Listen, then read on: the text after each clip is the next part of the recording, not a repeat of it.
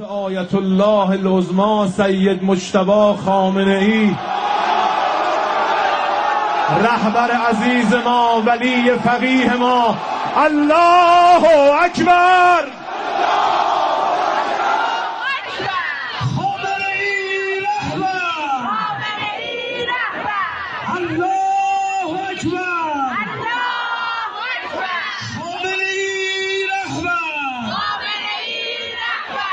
अस्सलाम वालेकुम नाज़रीन, आज 9 मार्च है और मिडल ईस्ट की जंग का 10वां दिन है। हालात हर घंटे और ज्यादा संगीन होते जा रहे हैं। मैं नदीम अकरम हाजिर हूं मिडल ईस्ट की 15 बड़ी अहम खबरों के साथ। आज बात होगी सैयद मुस्तफा खामेनी को नया सुप्रीम लीडर घोषित होते ही उमड़ा जोश, साथ ही अली लारिजानी की अपील कि इस मुश्किल दौर में पूरी कौम नए सुप्रीम लीडर के साथ खड़ी हो। वहीं बहरीन की नेशनल ऑयल कंपनी बाप्सो पर हमला, उत्तरी इराक में रडार सिस्टम तबाह करने का IRGC का दावा और सऊदी अरब में एक और अमेरिकी सैनिक की मौत, ये सब आज की बड़ी सुर्खियां हैं। तो चलिए शुरू करते हैं आज की इन 15 बड़ी खबरों का सिलसिला जो आपकी स्क्रीन पर होगी, जहां सबसे पहले आप इस खबर पर नजर डालिए। ईरान में नए सुप्रीम लीडर के समर्थन में उमड़ा जनसैलाब, सड़कों पर उतरी आधी रात को अवाम। दोस्तों, ईरान से इस वक्त बड़ी तस्वीर सामने आई है, जहां हजारों लोग सड़कों पर निकलकर अपने नए सुप्रीम लीडर के समर्थन में इकट्ठा हुए हैं। तेहरान समेत कई शहरों में लोगों ने झंडे लहराए, नारे लगाए और मुल्क की क़यादत के साथ खड़े होने का खुला ऐलान किया। रिपोर्ट्स के मुताबिक हालिया जंग और सियासी हालात के बीच ईरान की आवाम एकजुट होकर नए सुप्रीम लीडर के साथ वफादारी और हिमायत का इजहार करती हुई नजर आई। वहीं आप ये दूसरी खबर देखिए, बहरीन की नेशनल ऑयल कंपनी बाप्सो पर हमला, मिडिल ईस्ट में फिर बड़ा तनाव।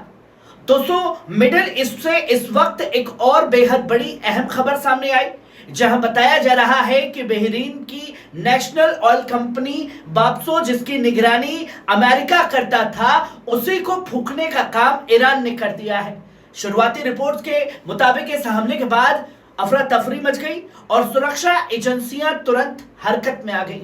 दोस्तों, बाप्सो बहरीन की सबसे अहम ऑयल कंपनी मानी जाती है और अगर इस पर हमला हुआ है तो इसका असर पूरे मिडल ईस्ट की एनर्जी सप्लाई और सियासी हालात पर पड़ सकता है, जो कि तस्वीरें लोगों के सामने है।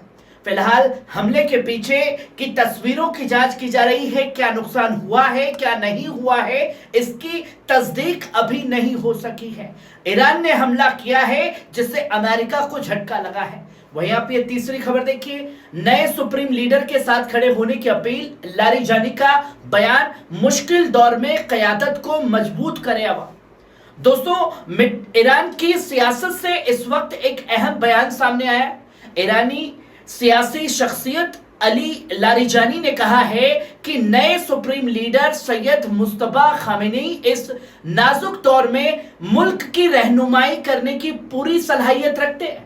लारिजानी ने ईरान की अवाम और सियासी जमातों से ये अपील की है कि सब लोग नए सुप्रीम लीडर के पीछे एकजुट होकर खड़े हों और मुल्क को मजबूती के लिए साथ थे। बताया यह भी जा रहा है कि तमाम धमकियों के बावजूद असेंबली ऑफ एक्सपर्ट्स ने नए लीडर का इंतखाब किया और यही पैगाम दिया कि दबाव या हमलों से ईरान का निजाम पीछे हटने वाला हरगिज नहीं है। वहीं आप ये चौथी खबर देखिए, सैयद मुस्तफा खामेनी को नए सुप्रीम लीडर घोषित होते ही एक जोश जो है वो अवाम में साफ तौर पर दिखाई दिया है, जिसकी तस्वीरें और वीडियो लोगों के सामने आए हैं। जलसे में लोग मुस्तफा खामेनी के समर्थन में नारे लगाते हुए तालियों की गूंज सुनाई दे रही है। जैसे ही सैयद मुस्तफा खामेनी को ईरान का नया सुप्रीम लीडर घोषित किया गया, रिपोर्ट्स के मुताबिक असेंबली ऑफ एक्सपर्ट्स ने उन्हें वोट के जरिए चुना और ऐलान होते ही वहां मौजूद लोगों ने जोरदार तरीके से उनका इस्तकबाल किया। दोस्तों, इस फैसले को ईरान की सियासत में एक अहम मोड़ माना जा रहा है, क्योंकि अब नए सुप्रीम लीडर के हाथ में मुल्क की सबसे बड़ी कयादत आ गई है। वहीं यहाँ पे पांचवी खबर देखिए, यूएई की सदर की ट्रंप से अहम बात, मिडिल ईस्ट के हालात पर दोनों ने अहम गुफ्तगू की है। दोस्तों, मिडिल ईस्ट के तेजी से बदलते हालात के बीच अब एक और बड़ा सियासी हलचल सामने आया है। खबर है कि यूएई के सदर ने डोनाल्ड ट्रंप से फोन पर अहम बातचीत की। बताया यह जा रहा है कि इस बातचीत में इलाके की मौजूदा जंग, सिक्योरिटी हालात और आने वाले कदमों पर तफसीली चर्चा हुई है। जिस तरीके से ताबड़तोड़ हमले ईरान के हर जगह हो रहे हैं, उसने यूएई और वॉशिंगटन को बेचैन कर रखा है। इस कॉल को मिडिल ईस्ट की सियासत में एक अहम डेवलपमेंट माना जा रहा है, क्योंकि बड़े मुल्क अब तेजी से आपसी मशविरा भी कर रहे हैं। वहीं आप ये छठी खबर देखिए, इजराइल के हमलों से अमेरिका नाराज, ईरान के 30 फ्यूल डिपो पर हमला बन गई नई टेंशन, जिसके चलते बहरीन में भी हमला हुआ। दोस्तों, मिडिल ईस्ट जंग के बीच अब एक नई खबर सामने आई है। रिपोर्ट्स के मुताबिक इजराइल ने ईरान के करीब 30 फ्यूल डिपो पर हमला किया, जिससे वॉशिंगटन में नाराजगी देखी गई है। अमेरिकी अफसरों का कहना है कि ये हमले उम्मीद से कहीं ज्यादा बड़े थे और अगर सिविलियन इस्तेमाल वाले फ्यूल इंफ्रास्ट्रक्चर को निशाना बनाया गया तो इससे ईरान की हुकूमत के लिए अवाम की हमदर्दी और ज्यादा बढ़ सकती है। साथ ही वॉशिंगटन को यह भी डर है कि ऐसे हमलों से दुनिया भर में तेल की कीमतें और ऊपर जा सकती हैं, क्योंकि ईरान पर जैसा हमला होगा ईरान वैसा ही जवाब देगा। वहीं आप ये सातवीं खबर देखिए, आईआरजीसी का दावा, उत्तरी इराक में रिकॉन्सेंस रडार तबाह कर दिया गया, जिसका वीडियो जारी किया। दोस्तों, मिडिल ईस्ट की जंग के बीच अब एक और बड़ी खबर सामने आई। ईरान के इस्लामिक रिवोल्यूशनरी गार्ड कॉर्प्स यानी आईआरजीसी ने यह दावा किया है कि उत्तरी इराक के शंद्राई इलाके में एक रिकॉन्सेंस यानी निगरानी करने वाले रडार सिस्टम को तबाह कर दिया गया। आईआरजीसी की तरफ से इसका वीडियो फुटेज भी सर्कुलेट किया गया है, जिसे बताया जा रहा है कि टारगेट को सटीक तरीके से निशाना बनाकर पूरी तरह नष्ट कर दिया गया है। और यह वीडियो उन लोगों के लिए सर्कुलेट किया गया है जो ये कहते फिर रहे हैं कि ईरान के हमले से कोई असर नहीं हो रहा है। ये साबित होता है कि इसका मतलब है कि इलाके में मौजूदा निगरानी सिस्टम को बड़ा झटका लगा, जिससे जंगी हालात और ज्यादा संगीन हो सकते हैं। वहीं आप ये आठवीं खबर देखिए, स्ट्रेट ऑफ होर्मुज में नया वाकया सामने आया है। ओमान के पास समंदर में एक बड़ी हलचल हुई है। दोस्तों, मिडिल ईस्ट के अहम समुद्री रास्ते स्ट्रेट ऑफ होर्मुज से इस वक्त एक बड़ी खबर सामने आई है। यूके मैरीटाइम ट्रेड ऑपरेशन ने बताया है कि ओमान के करीब तकरीबन 6 नॉटिकल माइल उत्तर में एक वाकया रिपोर्ट हुआ है। फिलहाल इस घटना की पूरी तफसील सामने नहीं आई है, लेकिन इलाके में जहाजों और ट्रैफिक समुद्रों को सतर्क रहने की खास तौर पर हिदायत दे दी गई है।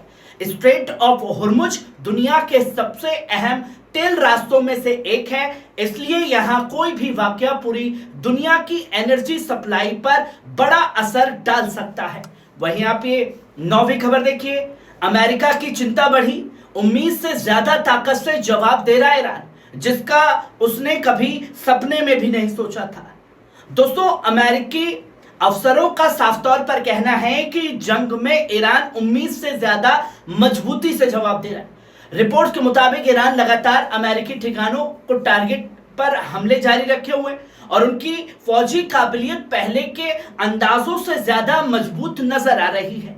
अमेरिकी अधिकारियों ने यह भी चेतावनी दी है कि अगर जंग ऐसे ही जारी रही तो आने वाले दिनों में और अमेरिकी नुकसान जारी होने की आशंका है। दोस्तों, यानी साफ है कि यह टकराव अभी जल्दी खत्म होता नहीं दिख रहा और हालात और ज्यादा संगीन हो सकते हैं। वहीं आप ये 10वीं खबर देखिए, सऊदी अरब में एक और अमेरिकी सैनिक की मौत का ऐलान हो चुका है। दोस्तों, मिडिल ईस्ट की जंग से इस वक्त एक और बड़ी खबर सामने आई है। अमेरिकी सेंटकॉम यानी उसके मुताबिक सऊदी अरब में तैनात एक और अमेरिकी फौजी की मौत हो गई है। दोस्तों हमेशा संख्या छुपाई जाती है, एक से ज्यादा नुकसान होता है, पर बताया एक जाता है। 1 मार्च को ईरान की तरफ से किए गए शुरुआती हमलों में गंभीर तौर पर एक फौजी जख्मी हुआ था और अब उसकी मौत का ऐलान जो है सेंटकॉम ने किया है। रिपोर्ट्स के मुताबिक ऑपरेशन एपिक फ्यूरी के दौरान अब एक 7 अमेरिकी जानों की तफसील जो है अमेरिका ने दी है। मिडिल ईस्ट की ये जंग लगातार और ज्यादा खतरनाक होती जा रही है। वहीं यहाँ पे 11वीं खबर देखिए, ईरान की सख्त चेतावनी, अगर दुश्मन हमारी जमीन पर आया तो अंजाम खुद देखेगा। दोस्तों ईरान की पार्लियामेंट के स्पीकर मोहम्मद बाकिर गालिबाफ ने एक सख्त बयान दिया है। उन्होंने कहा कि इराक में पहले भी देखा गया है कि जब फौज हेलीकॉप्टर ऑपरेशन के साथ आई थी तो कई बार उन्हें पकड़ लिया गया था। गालिबाफ ने साफ तौर पर कहा कि अगर दुश्मन कभी ईरान की जमीन पर कदम रखता है तो उसे मालूम है कि ईरान की आवाम उसके साथ क्या हश्र करेगी। दोस्तों ईरान के नेताओं का साफ तौर पर कहना है कि मुल्क की हुकूमत और जनता दोनों इस बात पर एकजुट है कि किसी भी बाहरी हमले का जवाब पूरी ताकत से दिया जाएगा। वहीं आप ये 12वीं खबर देखिए, आईआरजीसी का बड़ा बयान।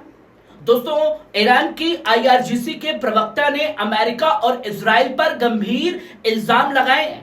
उनका साफ तौर पर कहना है कि ईरान की एनर्जी फैसिलिटीज पर किए गए हमलों से कोई फौजी कामयाबी हासिल नहीं हुई है, बल्कि इसमें मासूम बच्चों, बेबस मर्द और ख्वातीन और आम सिविलियंस की जान गई है। आईआरजीसी का साफ तौर पर कहना है कि इन हमलों में उन फ्यूल और एनर्जी इंफ्रास्ट्रक्चर को भी नुकसान पहुंचा है जिन्हें आम लोग इस्तेमाल करते थे। मिलिट्री लेवल पर नुकसान नहीं पहुंचा पाए तो आम सिविलियंस को निशाना बना रहे हैं अमेरिका और इजराइल, और यही दुनिया के सामने एक बड़ा आतंकी हमला है जिसे दुनिया खुल करके आतंकी हमला कहने से भी कतरा रही है। जो तस्वीर खासतौर पर सामने आ रही है वह यहाँ पे 13वीं खबर देखिए, मैंक्रा की ईरान को सीधी नसीहत, हमले रोको और हुर्मुज का रास्ता खोलो। दोस्तों अब एक और लीडर सामने आए हैं डोनाल्ड ट्रंप की रक्षा के लिए। फ्रांस के सदर इमिल मैक्रा ने बताया है कि उन्होंने ईरान के राष्ट्रपति से फोन पर बात की और साफ कहा कि ईरान को अपने हमले रोकने होंगे और स्ट्रेट ऑफ हुर्मुज को दोबारा खोलना होगा। मैक्रा ने जोर देकर के कहा कि इलाके में जहाज की आवाजाही और समंदर के रास्ते खुले रहना बहुत जरूरी है, क्योंकि यही रास्ता दुनिया की एनर्जी सप्लाई के लिए बेहद अहम माना जाता है। ये तो दोस्तों मैक्रा ने अपनी बात जो है सामने रखी, पर क्या ईरान के राष्ट्रपति ने सारी बात मान ली? ये बात तो मैक्रा ने लिखी ही नहीं, जहां अपने दोस्त डोनाल्ड ट्रंप को बताने के लिए कि हाँ भाई हमने तुम्हारे कहने पर बात की, पर अब कदम उठाना ना उठाना ईरान के हाथ में है। वहीं यहाँ पे 14वीं खबर देखिए, लेबनान में इंसानी संकट गहरा है, 5 लाख से ज्यादा लोग घर छोड़ने पर मजबूर हो चुके हैं। दोस्तों लेबनान से एक बेहद दर्दनाक खबर भी सामने आई है। ताजा रिपोर्ट्स के मुताबिक जंग और लगातार हमलों की वजह से अब तक करीब 5,17,000 लोग अपने घर छोड़कर बेघर हो चुके हैं। बताया यह भी जा रहा है कि इनमें से लगभग 1,17,000 लोग इमरजेंसी या अस्थायी शेल्टरों में रह रहे हैं, जबकि बाकी लोग अलग अलग इलाकों में पनाह लेने पर मजबूर हो चुके हैं। दोस्तों हालात बताते हैं कि लेबनान में इंसानी संकट तेजी से गहराता जा रहा है और लाखों लोग जंग की कीमत चुका रहे हैं।